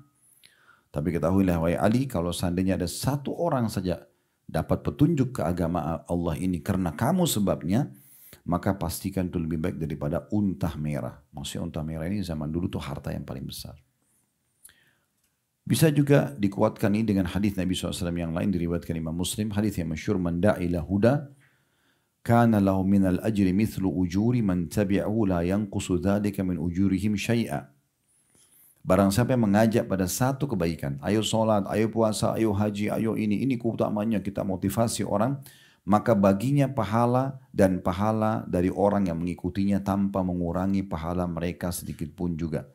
Dia kalau kerjakan dapat pahala, yang orang dia ajak juga dapat pahalanya, tapi dia dikasih bonus pahala seperti orang yang mengikutinya. Ini marketing yang sebenarnya ini. Ini faham bagi kita ini orang Islam sebagai marketing. Kita punya produk namanya Islam. Ilmu agama, tawarkan selalu kepada orang tanpa batas. Orang itu buat baik, dukung dia. Oh Masya Allah bagus ya. Ada kerabat kita, saya mau haji. Oh Masya Allah, kerjakan bagus sekali, kita dukung. Kapan dia buat salah, jangan, itu nggak boleh, haram dalam agama. Nah seperti itu. Jadi kalau ada orang mengerjakan ibadah atau meninggalkan larangan karena kita, maka kita dapat pahala, kita pun dapat pahala dia. Dan luar biasanya, kalau kita dapat 100 pahala, dia dapat 100 pahala. Bukan 100 pahala dia dibagi dua, enggak. Nilainya 100 dikasih kepada kita tanpa mengurangi pahala dia 100. Jadi kalau Bapak Ibu mau sholat misalnya, tidak ada salahnya ngajak orang sholat. Mungkin ada dari 10 orang, 2 orang nyantol sholat. Alhamdulillah. kita panen pahalanya misalnya. Lalu kemudian kata Nabi SAW, dan siapa yang mengajak pada keburukan, wa man da'a ila dhalalatin kana 'alaihi minal itsmi mithlu athamin man tabi'ahu la yanqusu dzalika min athamim syai'a. Barang siapa ya, yang mengajak kepada kesesatan, maksiat. Ada orang begitu, dia zina, dia ajak juga temannya dan ajarin caranya.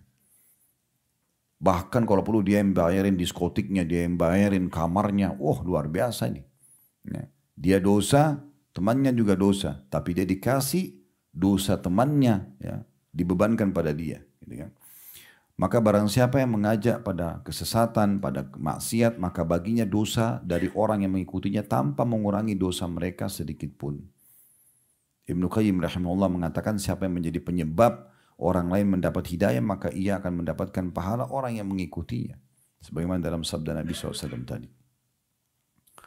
Sisi yang lain teman-teman sekalian, dalam hadis juga Bukhari Muslim dijelaskan, saking mulianya orang yang berilmu itu, kita tidak boleh hasad ya, tidak boleh iri. Tapi di sini dibagi dua dalam penjelasan hadis makna iri. Ada iri yang haram namanya hasad.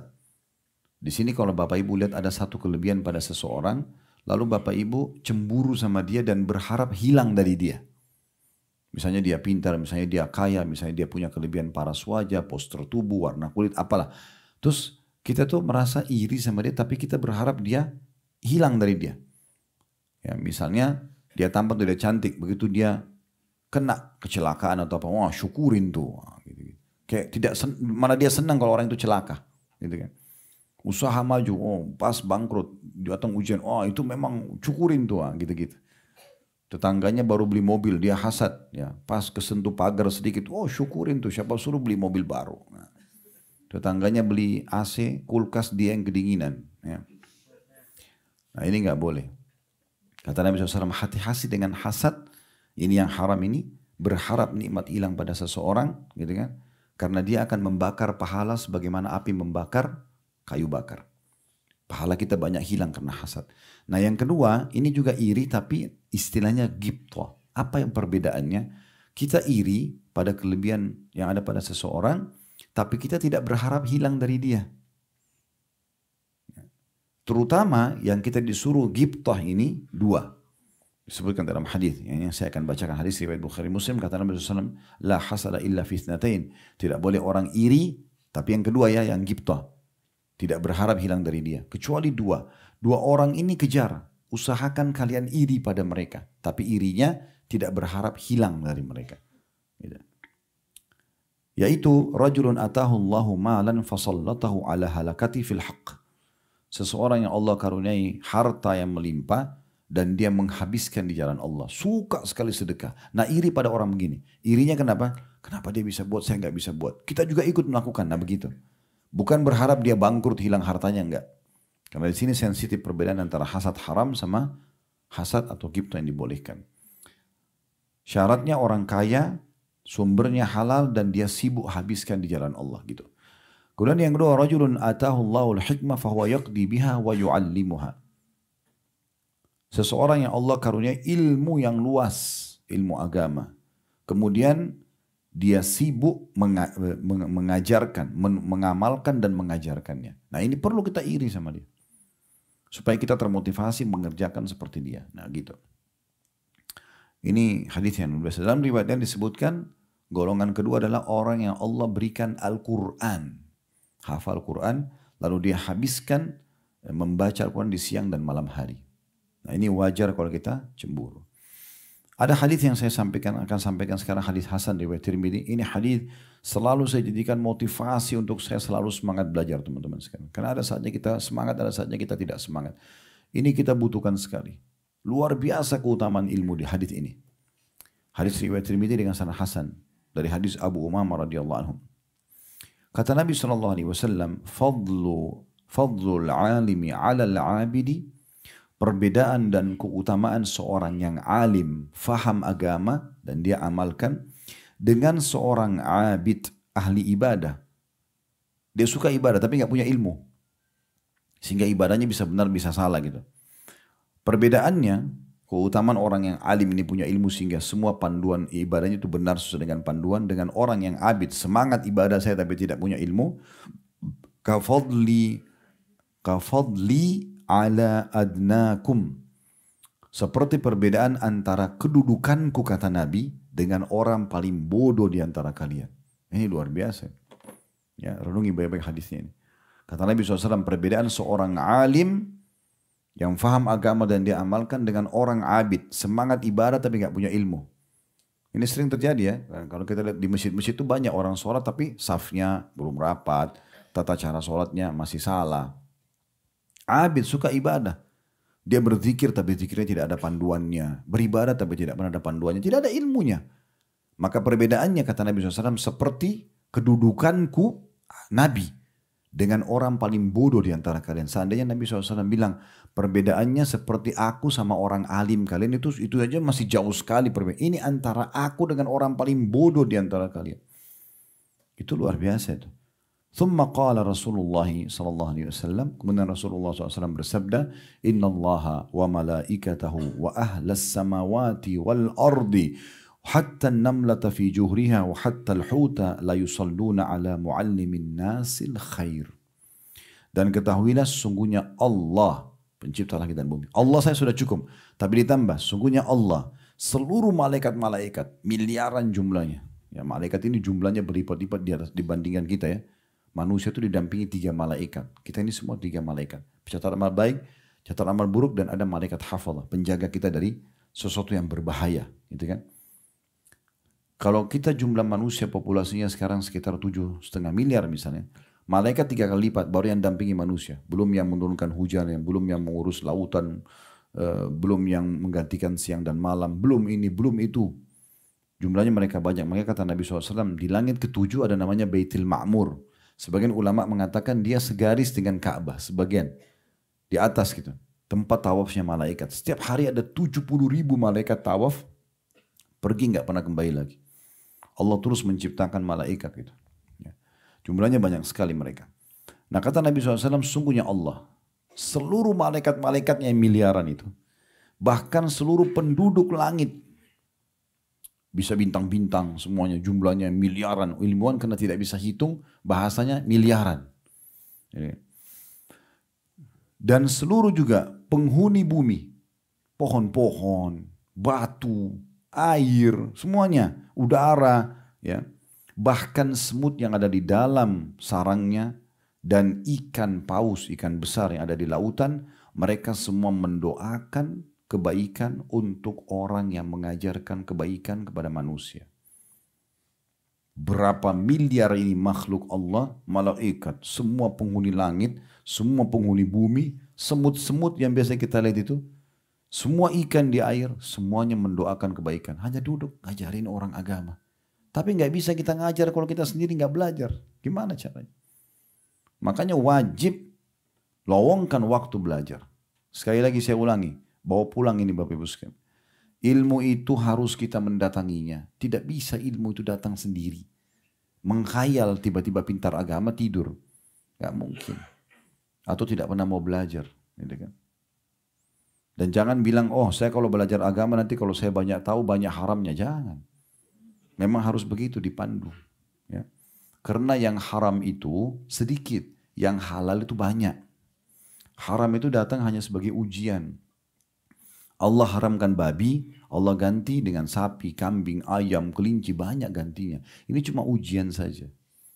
Allah haramkan khamr, Allah ganti susu, madu, sirup, jamu, banyak yang lain halal. Allah haramkan zina, Allah datangkan nikah, ada solusinya. Ibnu Qayyim rahimahullah berkata tentang masalah hadis tadi yang kita bacakan, karena sebab mengajarkan kebaikan didapatinya keselamatan dan kebahagiaan. Belajar agama ini akan mendatangkan kebahagiaan dan keselamatan. Ini kan judul kita sebab-sebab kebahagiaan.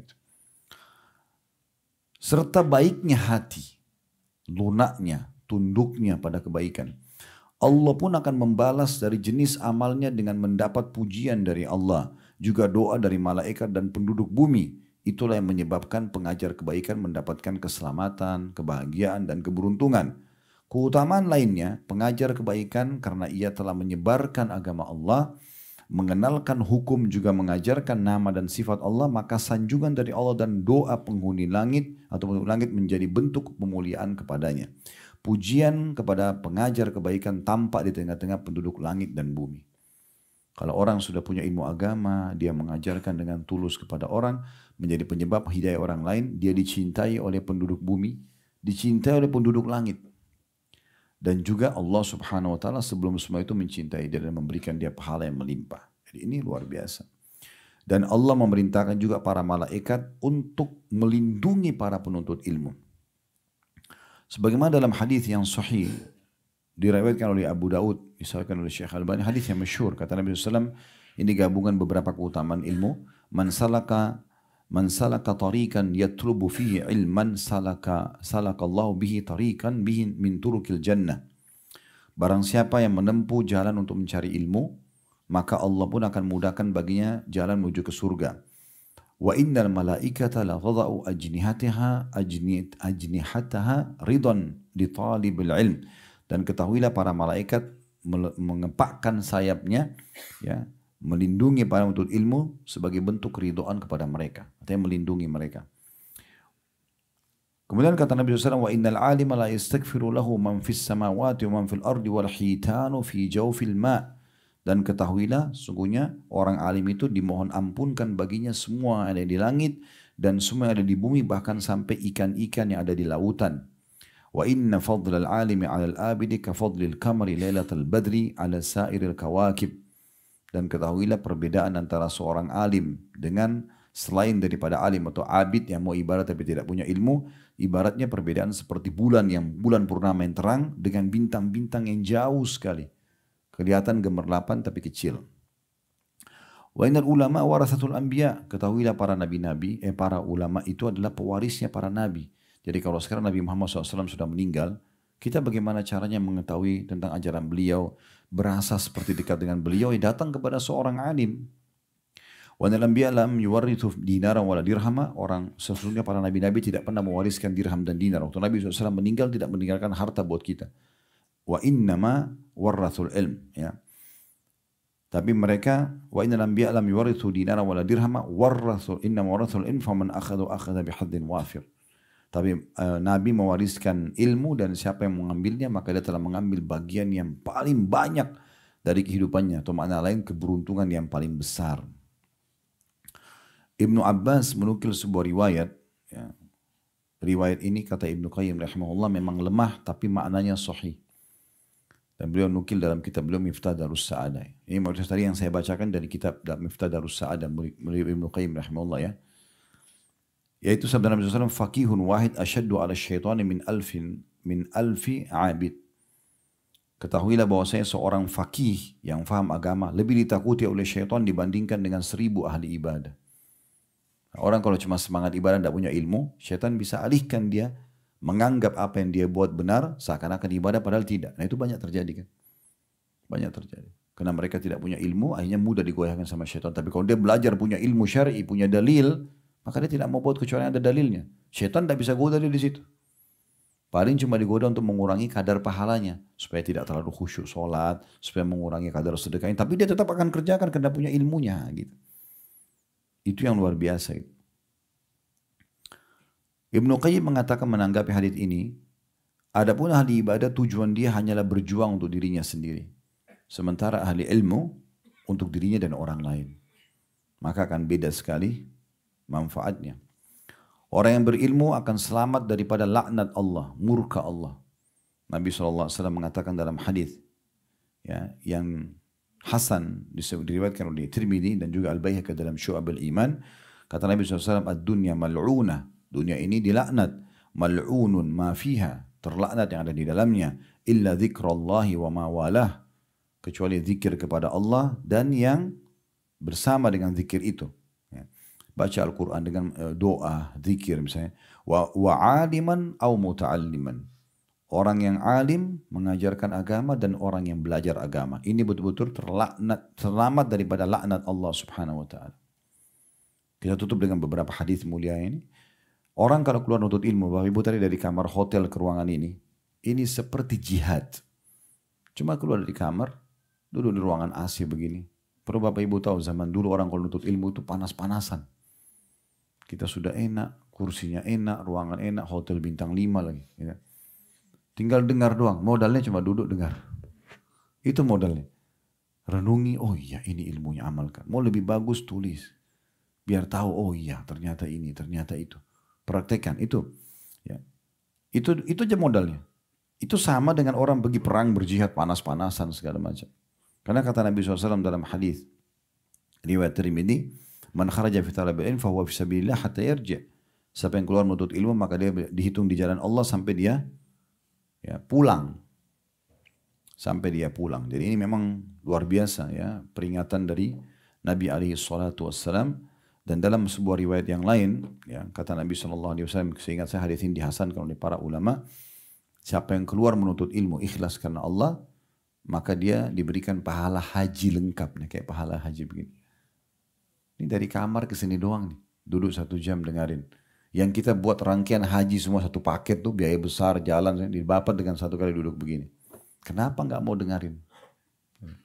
Kenapa masih malas buka YouTube yang dibuka yang lain selain ilmu? Kenapa?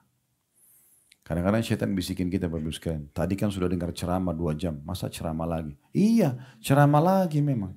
Itu setan itu. Karena kalau Bapak Ibu habis dengar ceramah, dengar yang lain, ilmunya terkikis. Nanti dia akan bersaing mana yang lebih dominan nih. Enggak, memang dari ilmu ke ilmu yang lain. Kalau dalam 1-2 jam kita bisa rasakan keimanan, bagaimana kalau 10 jam? Gak masalah. Jadi saya selalu sarankan jemaah, teman-teman sekalian ceramah sudah banyak. Di antara ceramah kami. Di download, ditaruh di flash disk, di hard disk, colokin di mobil. Setiap starter mobil, baik Bapak Ibu yang bawa sendiri atau memang misalnya ada drivernya, starter itu selalu nyambung. Apalagi kalau kajian-kajian panjang. Saya pernah diundang di Bali sama satu panitia, rupanya bapak yang jemput saya itu, begitu starter memang ceramah saya yang didengar sama dia. Anaknya yang buatin, dicolokin flash di situ. Jadi rupanya bapak ini kemana-mana dia setir mobil sendiri, jadi selalu dengar dan continue. Begitu dimatiin masuk satu toko, masuk naik lagi nyambung lagi. Apalagi kajian sirah, penjelasan tentang kisah sahabat, itu kan enak banget tuh nyambung dia. Daripada kita di jalan kosong cuma lihat helmnya orang warna apa, mobilnya orang apa, nggak ada gunanya gitu kan. Dengarin.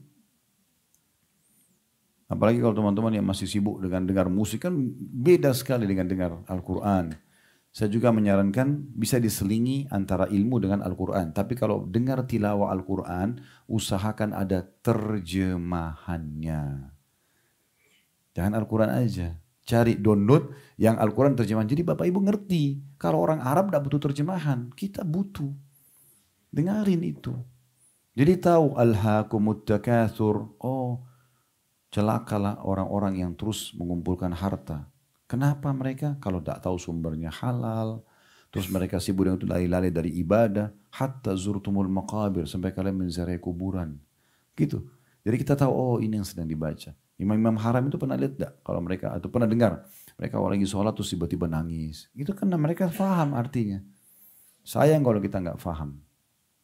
Anak-anak dari kecil, dengarin Al-Quran aja terus.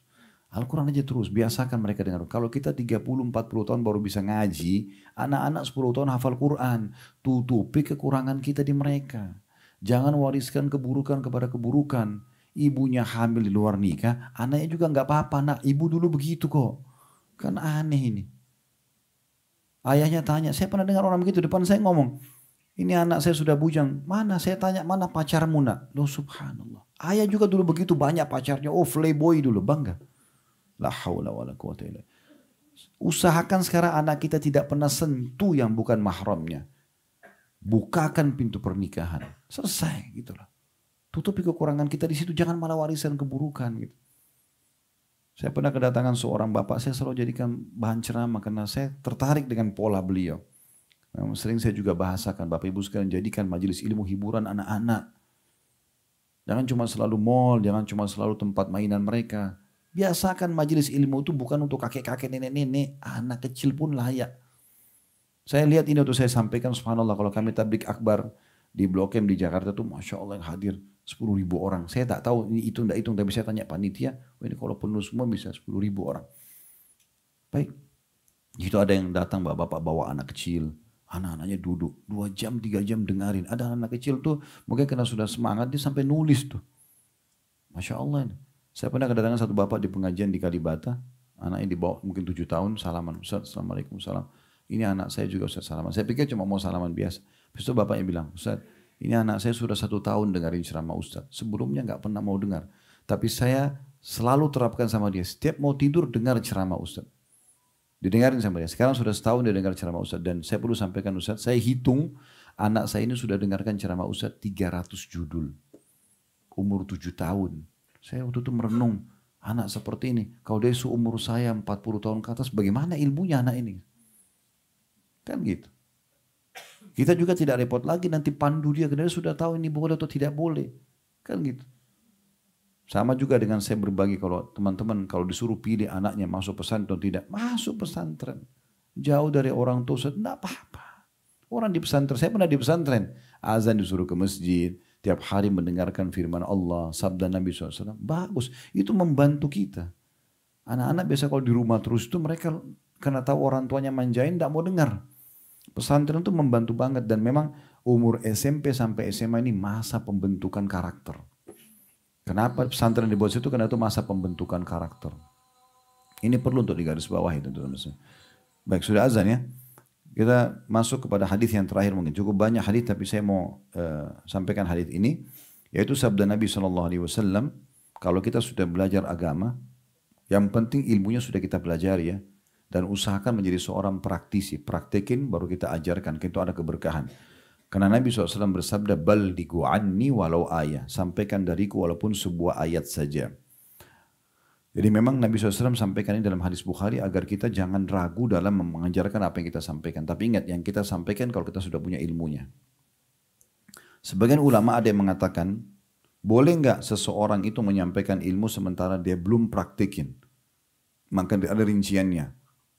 Kalau yang dia sampaikan memang belum memungkinkan dia untuk mengamalkan, ya, misal contoh, boleh nggak ustadz yang bujang atau ustazah yang masih gadis nyampaikan tentang bab nikah? Boleh saja. Karena dia bukan tidak mau kerjakan. Dia akan kerjakan. Tapi bab ini harus dijelaskan. Boleh nggak seorang da'i menyampaikan tentang bab jihad? Dia belum berjihad. Boleh. Tapi syaratnya memang dia akan kerjakan kalau nanti diberikan kesempatan. Nah seperti itu. Tapi kalau orang memang tahu ilmunya, dia punya kesempatan, maka dia tidak mau kerjakan, maka ini akan dihukum sama Allah nanti. Ya, termasuk orang yang berat hukumnya hari kiamat adalah orang punya ilmu tapi tidak mengamalkan gitu ya. Tapi kalau dia belum mengamalkan dan dia akan mengamalkan, boleh nggak seseorang membahas masalah haji tapi dia dai miskin, nggak punya biaya untuk pergi haji? Boleh. Tapi dia nanti akan kerjakan kalau Allah berikan kesempatan. Allahu a'lam. Bagus saja kalau sudah benar dari Allah, kalau rasa dari saya mohon dimaafkan. Subhanakallah wa bihamdika, asyhadu an la ilaha illa anta astaghfiruka wa atubu ilaik. Wassalamualaikum warahmatullahi wabarakatuh.